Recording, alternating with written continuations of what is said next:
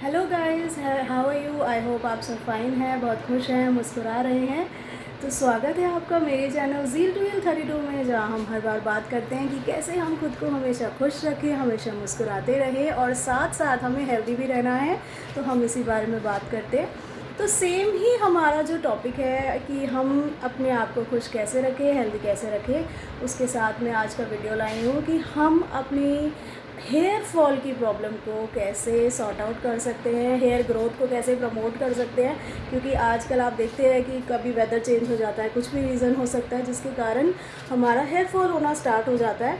तो आज चलिए हम इसी बारे में बात करते हैं कि हम अपने हेयर फॉल को कैसे रोकें या फिर हेयर ग्रोथ को किस तरीके से प्रमोट करें जिससे कि हमें प्रॉब्लम ना हो।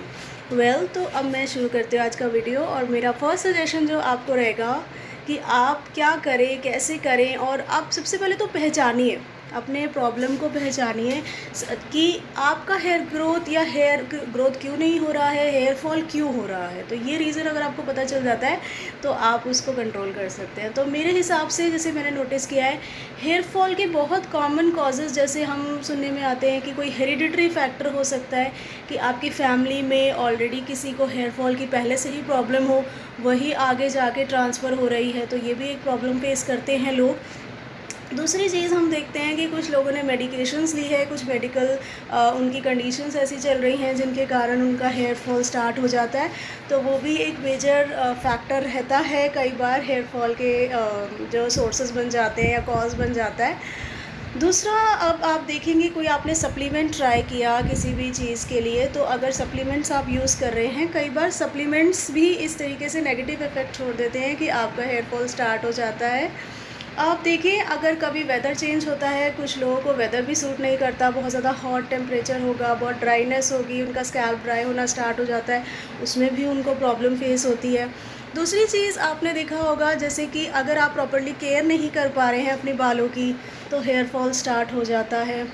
किसी तरीके से आप कोई हेयर ट्रीटमेंट ले रहे हैं जिसमें आप बार बार केमिकल को यूज़ कर रहे हैं अपने हेयर के ऊपर, उससे भी हेयर फॉल बहुत ज़्यादा होना स्टार्ट हो जाता है। हेयर बात, छोटी छोटी बात पे आप बाल यूँ टच करेंगे और आपके हाथ में बाल आ जाते हैं, टूट जाते हैं, तो वो भी एक प्रॉब्लम रहता है। दूसरी चीज़, आपने कोई रेडिएशन थेरेपी ली है कि जैसे आप देखते हैं कुछ लोग, आपने सुना होगा कुछ लोग कीमोथेरेपी वगैरह भी लेते हैं, इस तरीके से बहुत सारी थेरेपीज़ होती है। कुछ लोग सोना में भी बैठ जाते हैं, अगर सोना बात लेते हैं तो सोना के कारण भी बाल जो है वो झड़ने लग जाते हैं। तो वो भी, इनको जो हीट है वो बर्दाश्त नहीं होती, स्टीम बर्दाश्त नहीं होती, उसमें भी हेयर फॉल होना स्टार्ट हो जाता है। तो ये बहुत सारे कारण हैं। अब एक कारण ये भी हो सकता है जिसके बारे में हम बात ही करते हैं कि हमारी डाइट। तो हमारी अगर डाइट अच्छी नहीं है, इनएडिक्वेट है, उसमें न्यूट्रिएंट्स प्रॉपर नहीं है, तो उससे भी हेयर फॉल होने के चांसेस बहुत बढ़ जाते हैं। तो इसीलिए सबसे पहले तो आपका जो एक पहला टॉपिक है उसको आपको ये पहचानना है कि आपका हेयर फॉल का एग्जैक्ट कॉज क्या है। तो अगर आपको वो पता चल जाएगा, आप एक तरीके से पहले तो उसको कंट्रोल कर सकते हैं। चलिए, तो डाइट की जहाँ हम बात करते हैं, तो मेरा पहला जो डाइट मैं आपको सजेस्ट करूँगी वो ये कि आप विटामिन रिच जितनी भी चीज़ें होती हैं उन्हें ज़रूर ट्राई कीजिए, उन्हें ज़रूर अपने डाइट में ऐड ऑन कीजिए।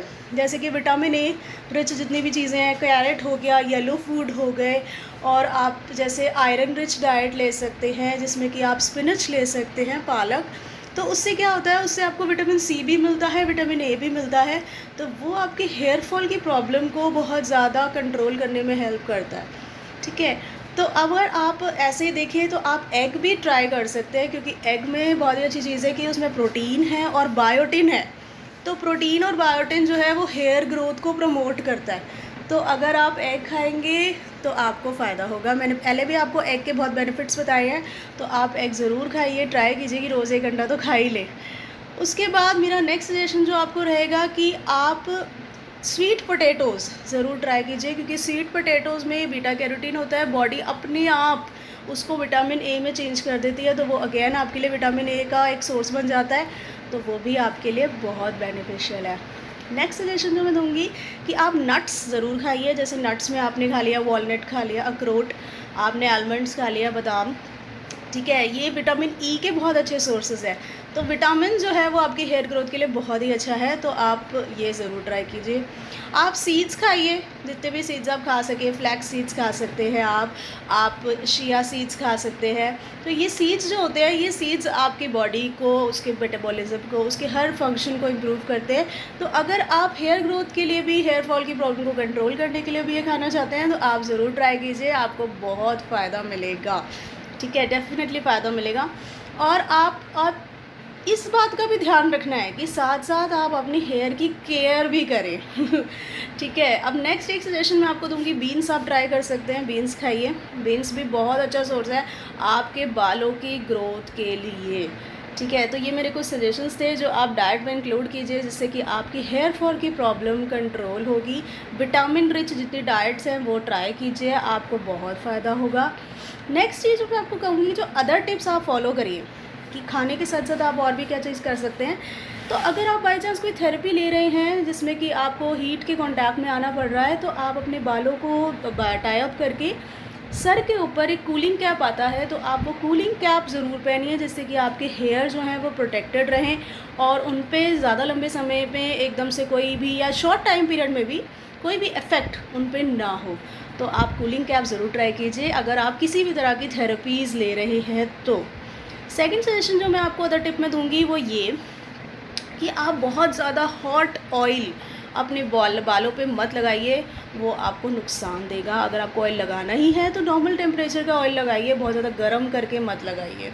इसी तरीके से बहुत ज़्यादा हॉट शावर भी नहीं लेना है आपने। बहुत ज़्यादा गर्म पानी आपकी स्किन को, आपके जो ये हेयर का स्कैल्प है, इसको ड्राई कर देगा, आपके बालों को ख़राब कर देगा। तो आप बिल्कुल भी आपने बहुत ज़्यादा हॉट शावर नहीं लेना है। दूसरी चीज़, बहुत जल्दी हेयर ट्रीटमेंट्स मत कराइए। अगर आप बहुत जल्दी हेयर ट्रीटमेंट्स कराएंगे तो उससे भी आपके बालों पे बहुत इफ़ेक्ट पड़ेगा, तो उसको भी अवॉइड कीजिए। नेक्स्ट चीज़ जो मैं आपसे कहूँगी वो ये कि अगर आप अपने बालों की केयर कर रही हैं तो बहुत अच्छी बात है, लेकिन अगर नहीं कर रहे हैं तो प्लीज़ आप अपने बालों की केयर ज़रूर कीजिए। उन पे ब्रश किया कीजिए, उनको कॉम्ब अप किया कीजिए थोड़ी देर बाद। जैसे कि अगर आपको लग रहा है वो ख़राब हो रहे हैं तो आप कॉम्ब ज़रूर कीजिए। इससे क्या होता है, आपका ब्रेन भी एकदम से ना एक्टिवेट हो जाता है जैसे ही ना आपकी स्किन पे कॉम्ब टच होगा, क्योंकि ये स्टिमुलेशंस हैं। तो स्टिमुलेशंस आपके पॉइंट पे, जहाँ पॉइंट्स होते हैं आपके स्कैल्प पे भी, वहाँ भी स्टिमुलेशन मिलेगी, आपको बहुत एक्टिवनेस फील होगी। तो आप ब्रश लगा लिया करिए बालों में, या फिर आप कॉम्ब कर लिया करिए, उससे आपको बहुत रिफ़्रेशिंग लगेगा। तो ये कुछ छोटी मोटी टिप्स थी कि आप हेयर फॉल को किस तरह से कंट्रोल करें या फिर हेयर ग्रोथ को कैसे प्रमोट करें। तो गाइज़, अगर आपको मेरा वीडियो अच्छा लगा, इन्फॉर्मेटिव लगा, please do like it, share it. और मैं हमेशा कहूँगी कि मुस्कुराते रहे, हेल्दी रहे और हमेशा खुश रहें। यही हमारा चैनल है कि stay happy, be healthy and keep smiling. Bye bye.